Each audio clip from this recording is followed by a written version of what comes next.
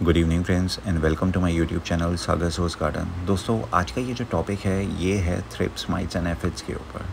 ये एक ऐसी बीमारी है जो हमें पूरे साल भर देखने को मिलती है अपने गुलाब में, और ये अगर हम लोग इस बीमारी का ट्रीटमेंट नहीं करते हैं तो हमारे गुलाब बिल्कुल टाइम टू टाइम रातों रात ख़राब होना शुरू हो जाते हैं। बिकॉज़ इन बीमारी में जो माइट्स रहती हैं उनका रिप्रोडक्शन सिस्टम बहुत फास्ट होता है।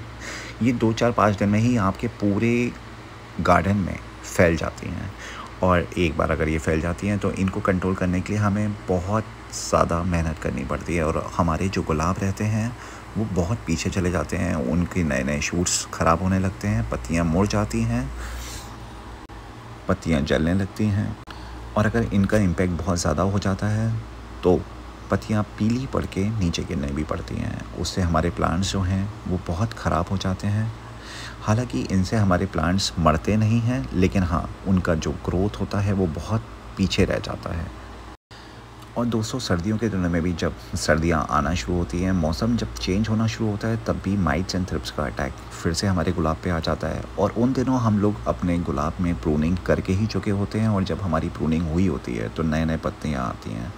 थ्रिप्स एंड माइट्स हमेशा नए पत्तियों पर ज़्यादा अटैक करता है, और वो जो ग्रोथ का टाइम होता है अगर हम लोग नहीं ले पाते हैं तो हमारा गुलाब बहुत बुरी तरीके से पीछे रह जाता है। फिर हम लोग परेशान होकर बहुत तरीके के ये जो इंसेक्टिसाइड्स होते हैं वो लेकर आते हैं, बट हमें रिजल्ट्स नहीं मिल पाते हैं, क्योंकि हमें कभी कभी इनका यूज़ करने का तरीका नहीं मालूम होता, और हम कभी कभी मेडिसिन्स ऊपर नीचे कर देते हैं, उनकी क्वांटिटी ज़्यादा या कम कर देते हैं, तब भी हमें उसके रिज़ल्ट्स प्रॉपर नहीं मिलते हैं। और कभी कभी जब हम लोग इसका मेडिसिन्स का जब हमें रिज़ल्ट नहीं मिलता है और हम लोग इसकी क्वांटिटी बढ़ाते हैं तो उससे हमारे नए शूट्स और भी ज़्यादा बर्न हो जाते हैं, पत्तियाँ पीली और काली होके गिरने लगती हैं, जिससे हमारा गुलाब और ग्रोथ में ख़राब होने लगता है। दोस्तों ये जो ऑर्गेनिक दवाइयाँ हैं, कीटनाशक हैं, इनसे हमारे को बहुत ज़्यादा फ़ायदे हैं। ये नेचर को सपोर्ट करती हैं। ये हनी बीज हो गए, इनका पॉलिनेशन में बहुत ज़्यादा हेल्प करते हैं, क्योंकि ये उनको मारते नहीं हैं एंड उनको अपना काम करने देते हैं। अब अगर हम लोग बात करें कि अब हम लोग थ्रिप्स को और जो हमारे माइट्स होते हैं, इस बीमारी को हम लोग पहचाने कैसे।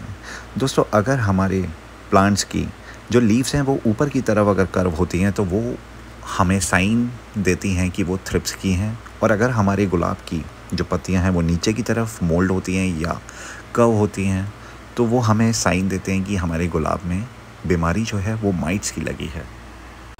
दोस्तों अब हम बात करते हैं कुछ इनऑर्गेनिक मेडिसिन्स के बारे में, जो कि हम अपने गुलाबों पर अच्छे से इस्तेमाल करके ये सारी बीमारियां दूर करी जा सकती हैं। दोस्तों कुछ मेडिसिन्स हैं थ्रिप्स के लिए, कुछ मेडिसिन्स हैं माइट्स के लिए। दोस्तों जो थ्रिप्स के लिए मेडिसिन होती है उसका जो सॉल्ट होता है वो इमिडाक्लोरोफाइड होता है। वो 70% का आप अगर यूज़ करेंगे तो आप थ्रिप्स से बिल्कुल छुटकारा पा सकते हैं। ये आप बहुत सारी कंपनीज़ का ले सकते हैं। मैं कभी भी कोई भी मेडिसिन अगर यूज़ करता हूँ तो मैं लोकल से भी ले लेता हूँ ये इमिडाक्लोरोफाइड। इन कुछ माइट्स के लिए बहुत अच्छी मैं मेडिसिन बता रहा हूँ, जो कि एक बहुत अच्छी कंपनी की हैं, बायर कंपनी की हैं, ओबेरॉन। एंड आप एक और यूज़ कर सकते हैं, वो है ओमाइट। ये दोनों मेडिसिन एक ऐसी मेडिसिन हैं, अगर आप लोगों को इन बीमारियों से छुटकारा नहीं मिल रहा है, आप लोग अपने गुलाब को सही नहीं कर पा रहे हैं, तो आपको इन दोनों मेडिसिन यूज़ करने के बाद में बहुत अच्छे रिजल्ट्स मिलेंगे। और ये जो कुछ मेडिसिन मैंने आपको जो इनऑर्गेनिक हैं ये बताई हैं, ये 110% आपको रिज़ल्ट देंगे अगर आप इनको हर हफ्ते या 10 दिन में एक बार अप्लाई करेंगे, 1 ग्राम पर ml के हिसाब से। बस आपको वही दोहराना है कि आप जब भी इनको यूज़ करें, आप इनकी लीव्स के ऊपर भी अच्छे से अप्लाई करें एंड लीव्स के नीचे भी अच्छे से स्प्रे लगना चाहिए। और अगर आप आइस वाटर का यूज़ करते हैं तो इनका रिज़ल्ट और अच्छा आपको मिलेगा। दोस्तों मैं एक बार आपको फिर से बता देता हूँ, माइट्स के लिए ओमाइट एंड ओबेरॉन बहुत अच्छे से वर्क करता है। ये इनऑर्गेनिक हैं। एंड जो ऑर्गेनिक मेडिसिन हैं वो हैं एक्सोटिस, काका एंड सुपर सोनाटा। ये है HPM कंपनी का, इसमें ग्रोथ रेगुलेटर भी है एंड ये प्लांट को बहुत अच्छे से रिज़ल्ट आपको देगा। बस आपको जो ध्यान देना है, ये मेडिसिन्स आपको अल्टरनेट वे में यूज़ करनी है। जैसे मैंने इस हफ़्ते एक्सोडस यूज़ किया, नेक्स्ट हफ़्ते मैंने अगर काका यूज़ किया और उसके अगले हफ़्ते अगर मैंने सुपर सोनाटा यूज़ किया है, तो उससे मुझे रिज़ल्ट्स और बेहतर मिलते हैं। और जो आपको इन सब चीज़ों को अप्लाई करने के बाद में थोड़ा ध्यान देना है, वो कम से कम 5 से 7 घंटे अगर आप इसके बाद में शॉवरिंग ना करें या बारिश ना हो, तो इनका रिज़ल्ट बहुत अच्छा रहता है। और इनका जो रिज़ल्ट रहता है वो 10 से 12 दिन हमेशा वर्क करता है।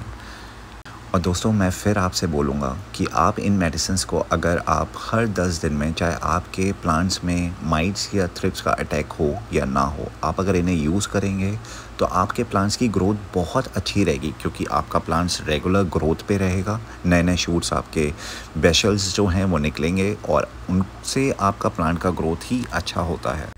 फ्रेंड्स, ये जो मैंने आपको तीनों ऑर्गेनिक मेडिसिन्स बताई हैं, एक्सोडस, काका, एचपीएम का सुपर सोनाटा, ये तीनों मेडिसिन्स जो हैं वर्क बहुत अच्छे से करती हैं। एंड ये प्लांट के ऊपर as a plant growth regulator भी काम करता है। इससे पत्तियाँ बहुत अच्छे से शाइनिंग रहती हैं एंड इसका रिस्पॉन्स बहुत अच्छा है। मैं आप सभी को सजेस्ट करूँगा कि आप ये मेडिसिन्स यूज़ करिए और अपने प्लांट्स को थ्रिप्स और माइट्स एफिड से बचाइए। फ्रेंड्स, आप सभी से रिक्वेस्ट है कि आप मेरा ये चैनल सब्सक्राइब करें एंड लाइक करें। Thank you friends and have a good day.